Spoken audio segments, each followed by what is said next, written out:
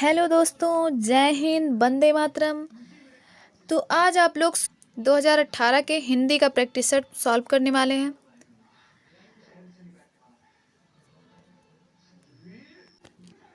तो वीडियो शुरू करने से पहले अगर आप लोग चैनल को सब्सक्राइब ना किए हो, नए हो, तो प्लीज़ चैनल को सब्सक्राइब कर दीजिए। चलिए शुरू करते हैं। पहला क्वेश्चन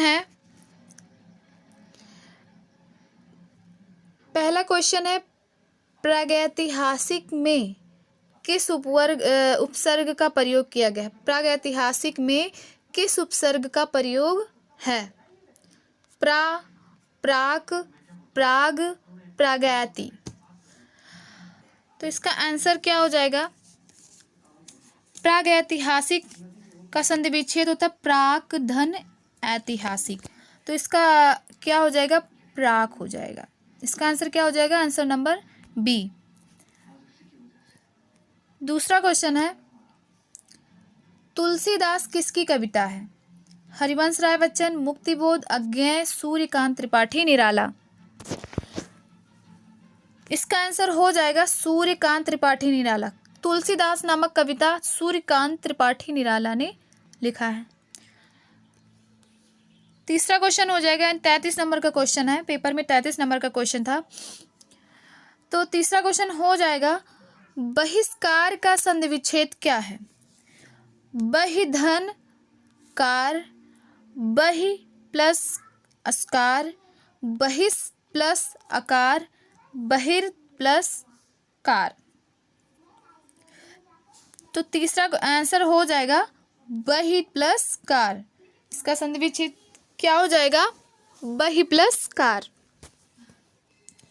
चौथा नंबर क्वेश्चन है, वैदेही वनवास किसकी रचना है? वैदेही वनवास किसकी रचना है? मैथिली शरण गुप्त, अयोध्या सिंह उपाध्याय हरिऔध, रामधारी सिंह दिनकर, श्रीधर पाठक।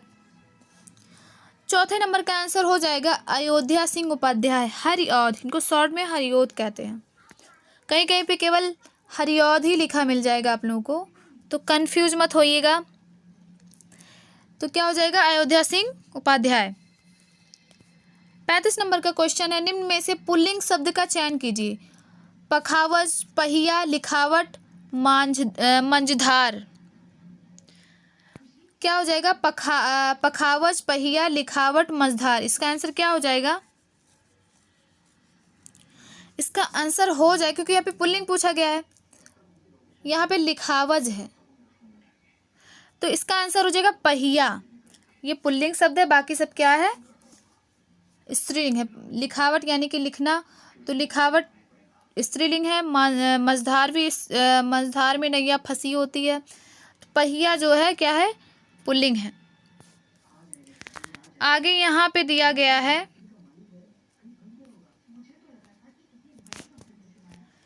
यहाँ पे एक पैसेज दिया गया है, अस्पष्टता, आत्मविश्वास, विषय की अच्छी पकड़ और प्रभावशाली भाषा में अपने विचारों और भावनाओं को व्यक्त करना ही संप्रेषण कला है, जो निरंतर अभ्यास से निखारी जा सकती है। एक दिन में कोई अच्छा वक्त नहीं बन सकता तथा भाषा पर अनायास ही किसी की पकड़ नहीं हो पाती। इसका क्या है कि इसको पहले क्वेश्चन देखिए। इसको सॉल्व करने का तरीका होता है, पहले क्वेश्चन देखिए। हिंदी में यही सही तरीका है। क्वेश्चन देखिए पहले क्या है, क्वेश्चन क्या पूछा गया है। क्वेश्चन है, संप्रेषण कला क्या नहीं है? संप्रेषण कला क्या नहीं है? प्रभावशाली भाषा, अलंकरण भाषा, आत्मविश्वास, विचारों और भावनाओं को व्यक्त करना। तो क्या है? संप्रेषण कला क्या नहीं है? तो पैसेज में आप लोग ढूंढिए क्या नहीं है। क्या है पहला पैसेज? अस्पष्टता। क्या है पहला पैसेज? क्या है? अस्पष्टता, आत्मविश्वास, विषय की अच्छी पकड़ और प्रभावशाली भाषा में अपने विचारों और भावनाओं को व्यक्त करना ही संप्रेषण कला है। तो इसमें यही पूछा गया क्या नहीं है। क्या पूछा गया है? क्या नहीं है। तो प्रभावशाली भी है, आत्मविश्वास भी है, विचारों और भावनाओं को व्यक्त करना। यहाँ पे यहाँ पे क्या है, विचारों और भावनाओं को व्यक्त करना, प्रभावशाली, आत्मविश्वास, यानी कि इसका सही आंसर क्या हो जाएगा, अलंकरण। क्या हो जाएगा, अलंकरण। यहाँ पे अलंकरण क्या है, नहीं है। फिर 37 नंबर का क्वेश्चन पूछ, संप्रेषण कला, संप्रेषण कला का विकास किससे होता है। 37 नंबर का क्वेश्चन पूछा गया, संप्रेषण कला का विकास किससे होता है। तो यहाँ पे देखिए, यहाँ पे ऑप्शन में दिया अनायास, अभ्यास, भाषण, विषय की अच्छी पकड़ से। तो पूछा गया किससे होता है, संप्रेषण कला का विकास किससे होता है। तो यहाँ पे लिखा, एक दिन में कोई अच्छा वक्त नहीं बन सकता तथा भाषा पर अनायास ही किसी की पकड़ नहीं हो पाती। तो यहाँ पे लिखा है, व्यक्त करना संप्रेषण कला है जो निरंतर अभ्यास से निखारी जा सकती है। किससे निखारी जा सकती है, निरंतर अभ्यास से। तो यानी कि संप्रेषण कला का विकास किससे होता है, संप्रेषण कला का विकास किससे होता है। तो क्या इसका आंसर हो जाएगा, अभ्यास से होता है। ठीक है, तो 37 नंबर का आंसर हो जाएगा अभ्यास। 38 नंबर का क्वेश्चन है, निम्न में से उपयुक्त व्यंजन कौन सा नहीं है। व्यंजन कौन सा नहीं है, निम्न में से उपयुक्त व्यंजन कौन सा नहीं है। त्र, या, छत, ज्ञा, इसमें से उपयुक्त व्यंजन कौन सा नहीं है। तो इसका आंसर हो जाएगा बी नंबर, या जो है उपयुक्त व्यंजन नहीं है, इसको अर्ध स्वर भी कहा गया है। आगे का क्वेश्चन है, मृत्युंजय पद में कौन सा समास है। बहुब्रीहि समास है, द्विगु समास है, कर्मधारय समास है कि द्वंद्व समास है। तो इसमें कौन सा समास हो जाएगा, बहुब्रीहि समास हो जाएगा। ठीक है, 40 नंबर का क्वेश्चन है, अलंकार में किस उपसर्ग का प्रयोग है। क्या हो जाएगा, अलंकार में किस उपसर्ग का प्रयोग है। अलन, अल, अलम, इसमें कौन सा उपसर्ग का प्रयोग है। तो इसमें क्या है, डी नंबर, इसका डी नंबर सही है, अलम, धन, कार। 41 नंबर का क्वेश्चन है, यह पुस्तक किसकी है, में रेखांकित शब्द का पद परिचय दीजिए। इसमें क्या है, रेखांकित शब्द क्या है, इसमें रेखांकित शब्द हो जाएगा यह। ठीक है, तो इसमें क्या हो जाएगा, गुणवाचक विशेषण, या इसमें पुस्तक विशेष से है, एक वचन है। बी नंबर हो जाएगा सर्वनामिक विशेषण, पुस्तक विशेष एक वचन स्त्रीलिंग। सी है सर्वनाम एक वचन स्त्रीलिंग। डी है संबोधन अव्यय। तो इसका आंसर क्या हो जाएगा, इसका आंसर ये बी, सार्वनामिक विशेषण। ये क्या है, सार्वनामिक विशेषण, पुस्तक विशेष एक वचन स्त्रीलिंग। आगे का क्वेश्चन हो जाएगा 42 नंबर का क्वेश्चन है, विश्लेषण शब्द का विलोम होगा। व्याख्या, संश्लेषण, विवेचन, विभाजित। तो विश्लेषण शब्द का विलोम क्या हो जाएगा, विश्लेषण क्या हो जाएगा, आप लोग को पता ही चल रहा है, संश्लेषण। क्या हो जाएगा, संश्लेषण। 43 नंबर का क्वेश्चन है, जिनका उच्चारण ऊपर के दांतों पर जीभ लगाने से होता है उसे क्या कहते हैं। मूर्धन्य, कंठ, दंत, अनुनासिक। क्या है, ऊपर के दांतों पर जीभ लगाने से हो, तो इसका आंसर क्या हो जाएगा, दंत्य। ठीक है, निम्न में से ऊष्म व्यंजन कौन से हैं। चा, छ, जा, सा, षटकोण वाला सा, छोटा सा, आ, बा, सा, या, रा, ला। तो ऊष्म व्यंजन जिसमें ऊष्मा निकलती है बोलने पर, तो इसका आंसर क्या हो जाएगा, सा, शा, शा, यानी कि सलगम वाला सा, षटकोण वाला सा और छोटा सा। ठीक है, ये क्या हो जाएंगे, ऊष्म व्यंजन हो जाएंगे। 45 नंबर का क्वेश्चन, अत्यधिक का विलोम क्या होगा। अनधिगत, अत्यल्प, अत्याधिक, अनधीन। 45 का आंसर क्या हो जाएगा? अत्यल्प, यानी कि अत्यधिक का विलोम क्या हो जाएगा? अत्यल्प।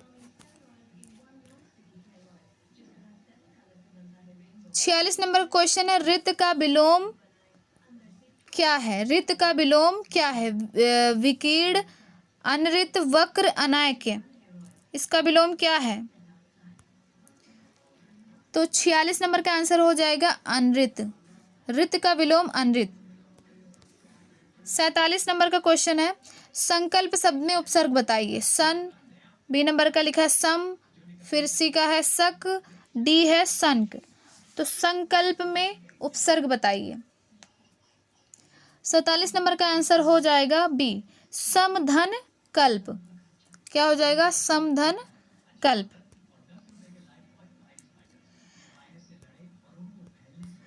48 नंबर का क्वेश्चन है, मुझसे खड़ा भी हुआ नहीं जाता, इस वाक्य का वाच्य होगा। इस वाक्य का वाच्य होगा कृतवाच्य, भाववाच्य, कर्मवाच्य, अन्य। इनमें कौन सा वाच्य है? आप लोगों ने पढ़ा होगा, मुझसे खाया नहीं जाता, मुझसे चला नहीं जाता, ठीक है। तो यहाँ पे लिखा है मुझसे खड़ा भी नहीं हुआ जाता, तो इसका मतलब ये क्या है? भाववाच्य है। क्या है? भाववाच्य है। 49 नंबर का है, 49 नंबर का क्वेश्चन, तद्भव और उसके तत्सम का कौन सा मेल गलत है? तद्भव और उसके तत्सम का कौन सा मेल गलत है? लुनाई, लवणता, लौंग, लवंग, आंत, आंत्र, आयस, आदेश। 49 नंबर का आंसर हो जाएगा, मेल गलत पूछा गया है, तो बाकी ये भी सही है, सी भी सही है, डी भी सही है। ए नंबर का क्या है? गलत है। लुनाई का लवणता नहीं होता।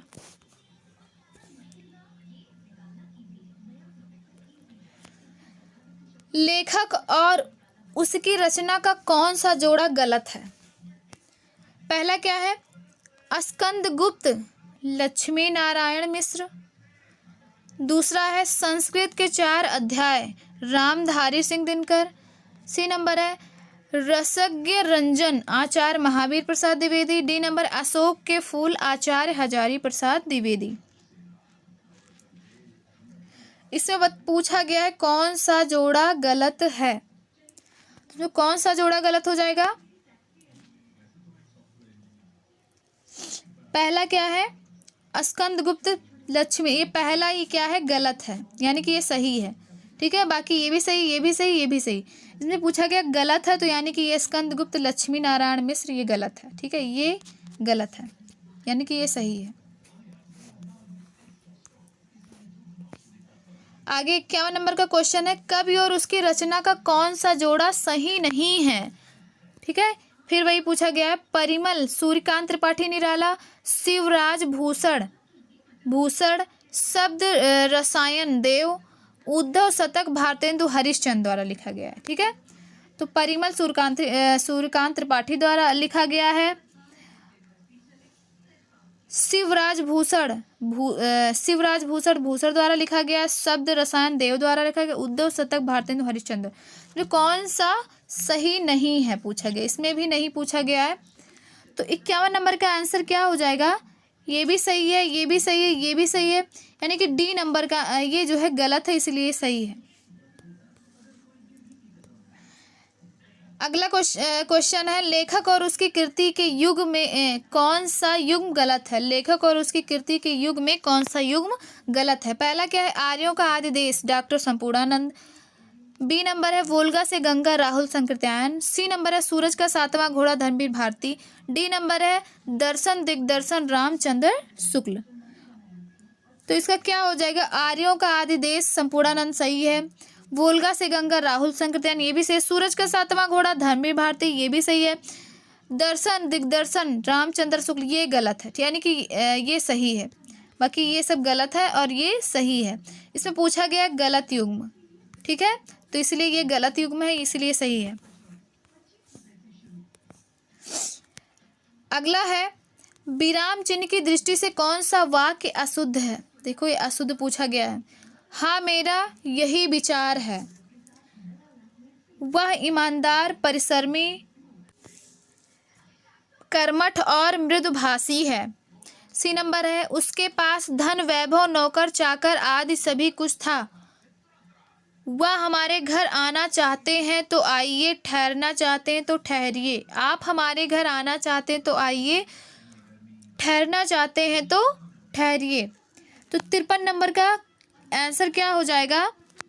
इसमें से पूछा गया है चिन्ह किसमें गलत लगा है, ठीक है, अशुद्ध है। हाँ, मेरा यही विचार है। ये क्या है? ये सही नहीं है, गलत है, यानी कि यही सही हो सकता है। वह ईमानदार, परिश्रमी, कर्मठ और मृदुभाषी है। उसके पास धन वैभव नौकर चाकर आज सभी कुछ था। तो ये क्या है? इसमें पहला आंसर क्या है इसका? सही है, ठीक है। 54 नंबर का क्वेश्चन है, कौन सा शब्द भिन्न अर्थ और प्रकृति का है? भिन्न अर्थ और प्रकृति का है। सनातन, चिरंतन। सी नंबर है शाश्वत, अधुनातन। तो इसका आंसर क्या हो जाएगा? कौन सा शब्द भिन्न अर्थ और प्रकृति का है? सनातन, चिरंतन, शाश्वत की अधुनातन। तो इसका आंसर हो जाएगा डी नंबर का आंसर, ठीक है। क्या हो जाएगा? डी नंबर आंसर क्या हो जाएगा इसका? अधुनातन। 55 नंबर का क्वेश्चन है, अर्वाचीन शब्द का विलोम होगा। अधुनातन, प्राचीन, अद्यतन, सनातन। 55 नंबर का आंसर क्या हो जाएगा? प्राचीन। अर्वाचीन का विलोम हो जाएगा क्या? प्राचीन। 56 नंबर का क्वेश्चन है, व्याकरण की दृष्टि से कौन सा शब्द अशुद्ध है? विभीषण, बिरहड़ी, ग्रहणी, जगतगुरु। व्याकरण की दृष्टि से कौन सा शब्द क्या है? अशुद्ध है। 56 नंबर का क्वेश्चन हो जाएगा, विभीषण सही है, ग्रहणी और जगतगुरु भी सही है, यानी कि ये गलत है, इसलिए ये सही है, ठीक है। 57 नंबर का क्वेश्चन, निम्न में से कौन सा युग्म गलत है? मुट्ठी गर्म करना यानी रिश्वत देना, लुटिया डूबना, सारा काम चौपट होना, सब्ज बाग दिखलाना, हरा भरा करना, माई का लाल साहसी व्यक्ति। 57 नंबर का आंसर क्या हो जाएगा? सी, सब्ज बाग दिखलाना, हरा भरा करना, ये गलत है, ठीक है, इसलिए ये सही है। बाकी मुट्ठी गर्म करना, रिश्वत देना, लुटिया डूबना, सारा काम चौपट होना, ये सब सही है, बाकी ये गलत है, इसलिए क्या है? सही है। 58 नंबर का क्वेश्चन है, मेरी भव बाधा हरो, राधा नागर सोई। मेरी भव बाधा हरो, राधा नागर सोए। जातन की झाई परे, श्याम हरित दुति होए। उपयुक्त दोहे में कौन सा अलंकार है? मेरी भव बाधा हरो, राधा नागर सोए, जातन की झाई परे, श्याम हरित दुति होए। श्लेष अलंकार है, अन्योक्त अलंकार है, यमक अलंकार है कि रूपक अलंकार है? 58 नंबर के क्वेश्चन का आंसर बताइए। इसका आंसर हो जाएगा रूपक अलंकार। रूपक अलंकार में क्या होता है? उपमेय में उपमान का भेद रहित क्या होता है? आरोप होता है, ठीक है।